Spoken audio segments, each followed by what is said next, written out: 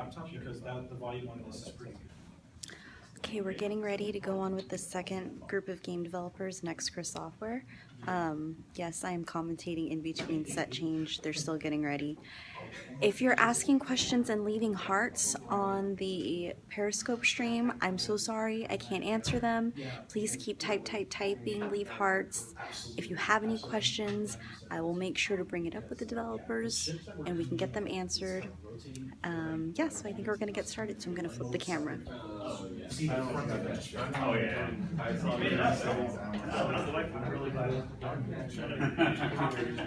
Everybody needs it.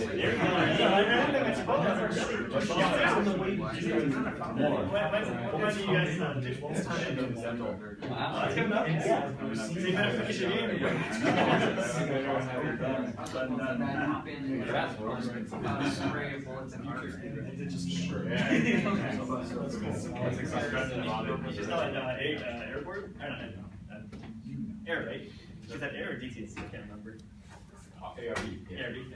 Alright, cool. So, ready, guys? Awesome. Alright, so remember, 10 minutes. Okay, so 10 minutes from now, okay, give or take a minute or whatever, it's all good. not gonna, hold you to the guillotine if you don't, so it's all good. So, Nexcra Software with nuts and bolts, guys. Give it up. Applause, guys. Alright. Go on, guys. Alright, so thanks for coming out tonight, and thanks for having us here. Giving us a chance to just kind of show off what we're working on tonight. So we're just Nexcra Software, indie studio based on Davis. Just want to quickly just introduce the team. So I'm Paul DeLeon. I do the programming for the games that we've built. I'm Sam, or Mini Hats, do the marketing, writing, a little user experience. And Dustin, our artist over there, Justin, I brought the picture. he draws all the pictures in all the games we've built. And they look damn good. The face of the game. Yeah. And then my brother recently got into programming too, so he's kind of helping us out with some programming and some testing as well. So I just want to quickly touch upon our past games. Our first game was Mighty Guppy. It was a 2D shmup on the iPhone, and our latest game is Groundbreakers Inc. It's kind of a puzzle exploration type thing on an iPad. Takes advantage of the bigger screen for the easier input, and they can both be found on the App Store.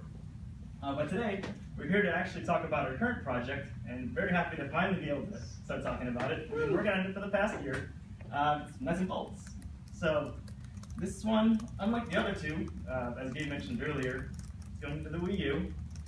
We figured that we designed a little better for console, and we're kind of in the console game, so we understand that a little better. So we actually had a lot more fun building this, and a lot of the design decisions came a lot easier. So, just a brief overview of nuts and bolts. It's a 2D arcade beat 'em up. So for those of you who don't know what beat 'em ups are, beat 'em up is think Double Dragon, Battletoads, Teenage Mutant Ninja Turtles, Simpsons. Those kinds of things. Simpsons. This is the one that I played at birthday parties when I was a kid. Cabinets. Cabinets. It's focused on local co-op. The Wii U is very, very good about local co-op, and so we really wanted to make a game that would take advantage of that. So because of that, it's 4 players, up to 4 players. What you're going to see today is only 2 players, but we'll add the other 2 eventually.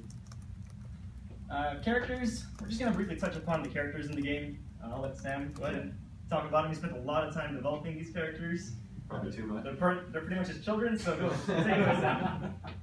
So I'll just jump right into it, why not? As you can see, they're squirrels, but they're not just any squirrels. I'll go from left to right, why not? We got Flapjack here, Nightlight, Foxglove, and her older brother Pothole. So as you can see, they're all unique, they all have their own personality, and that will come out through the game, through dialogue, through their movement, through their forms. But they're all unique, and I gotta say, Justin did a hell of a job on their design. He conveyed their personalities really well. So we're making a beat 'em up, and that involves beating people up, and squirrels can't do that. So we put them in robots. Here are a few samples of the robots. Few sketches. Each squirrel kind of gets its own robot, but the robots actually don't differ from each other, other than the way they look and the color they are. As the player progresses and as they beat stuff up, they can actually transform into bigger robots, and these are the ones that have their unique abilities. So for instance, Bruiser over here has really big fists. So he has a special charge punch attack that clears the screen. Stormy over here has 5 machine guns and a grenade launcher. I've been telling these guys that it's too overpowered and they want to keep it anyway. I disagree. Keep the blooper. No such thing. It has an expiration. Yeah. Yeah. It does.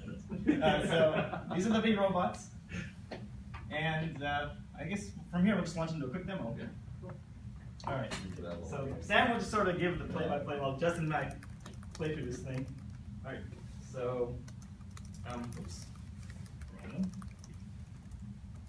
Yeah, Paul actually rigged his Wiimote to be a pointer. I was gonna say, how the hell did you do this? To Very impressive. They've got some open source tools out there. God. This is not the dev kit, just the. No, I was gonna say, I was right. Well, that's what I was confused. I gotta put it out I there saw so I don't get in trouble. It's all good. Go ahead, man. All right. Should I adjust this, or is it you never can see? Yeah. No, you see We'll it. go for it. We'll go for it. All right. Cool. So, this is a little bit into the game. As you can see, they are not yet robots. Well, you can turn that up louder. Yeah, there you go. Oh my god, it feels like Blaster Master. Stop. Yeah, these are our motion comics. They'll be throughout the game. There'll be kind of intermission between the levels.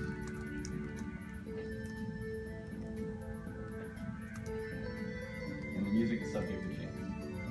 Definitely. So in this scene, they find the robots. Okay. This is the discovery. Yeah. Because a lot of crap happens before this, which led into that point. Yes. But I couldn't fix it in time for the dev. So we skip forward to this. People want to see the robots, so it's alright. And here they are booting up.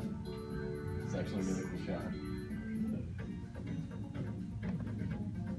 And so they obviously enter the robots, and the player gets to jump right into it.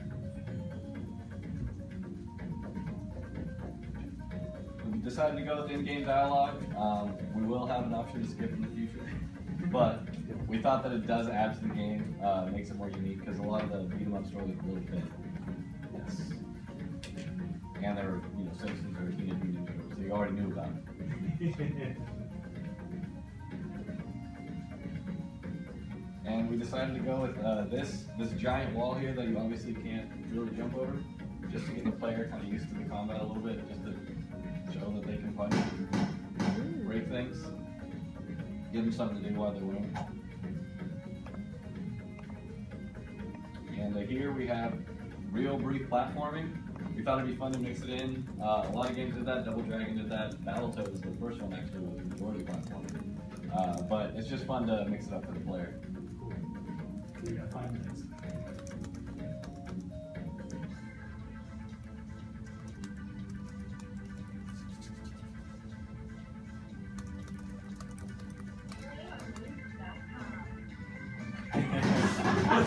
Free sample. Oh, we've actually used their music in the past. Yes, we supported these guys. So we supported So if they happen to be watching this, So free marketing. we love Play them. and lose. Yeah. Oh, that's great. So here we got our enemies. We got a lot of our inspiration from, I don't know if you guys can tell, a lot of 90s stuff kind of inspired us. The colors, I don't know, to me reminiscent of more Power Ranger style. The enemies, also sort of that faceless enemy that you see in Teenage Mutant Ninja Turtles, Power Rangers. Yeah. And here we have Bruiser. And Yeah! overpowered Stormy. Yeah. That just wrecks. Overpowered nothing. Great. And he's slow because he's pretty much pain. And yeah, you guys might have saw the super punch. Oh, so that's limited time? Yes, so the intermediate form is limited. We have bars up here that represent the charge up. You can see the meters charging up as you fight the enemies. And then you'll have a brief time to use the intermediate form. So kind of like a special move if a lot of enemies. That's awesome. But yeah, we wanted a nice dominant figure on the screen too, a nice big figure. There's the charge up. I think we're just about done.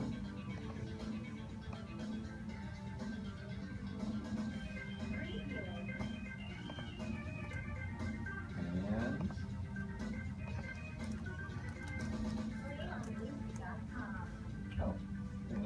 oh, there he is. So preview of the boss.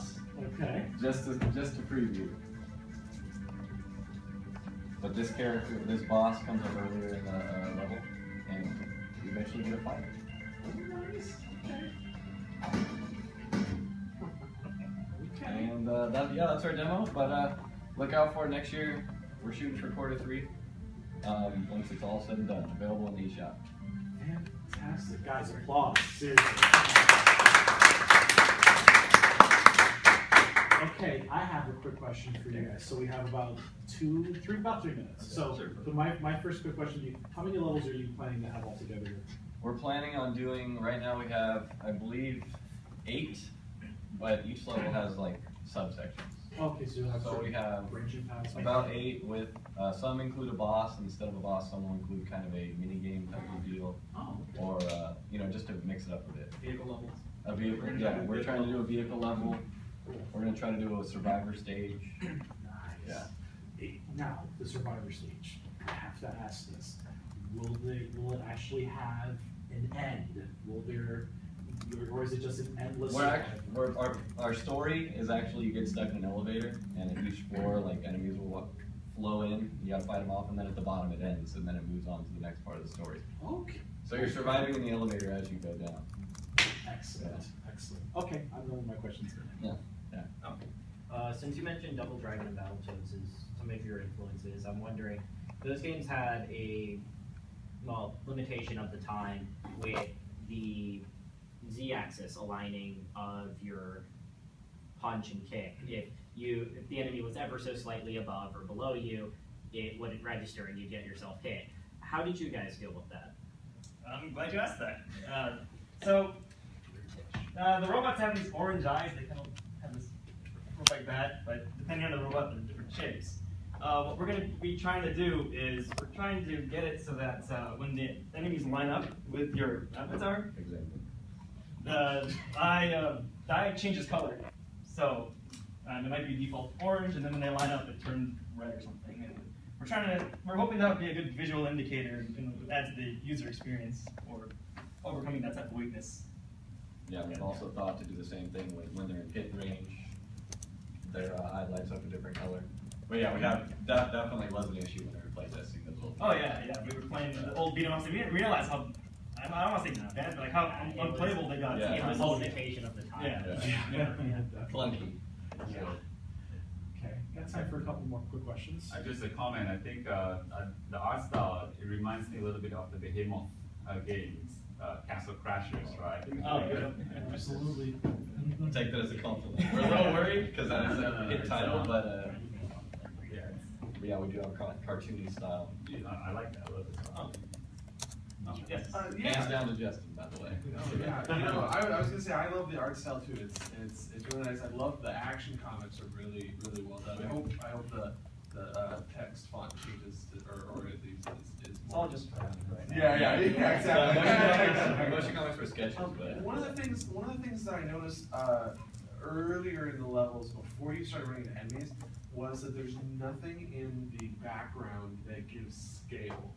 And so it's kind of like, I know there's swirls, and well, not parallax so much as like items that are in the level that like a mushroom. Like how big, if we know how big a mushroom is, and like if a mushroom is small compared to the robot, then you know kind of how big the robot is. But it was for me until I saw the enemies and had a person to compare them to. I had no idea how big or small the robots were. That's good. Yeah. So That was kind of actually the gag when we were developing it, is that these squirrels flying these enormous war machines. right, You know, each cavern they get in, but for a squirrel or a giant killer beast is 4.5 feet. right. So the original build, it actually does show the squirrels first in the exact same setting. So I think that might help a little with that. That's a good point. We are going to look into putting more stuff into the levels. yeah, like power-ups and hidden lights, Yeah. things like that. Okay, all right, well, thank you so much, guys. Thanks, guys. Thanks. Thanks so much. All right.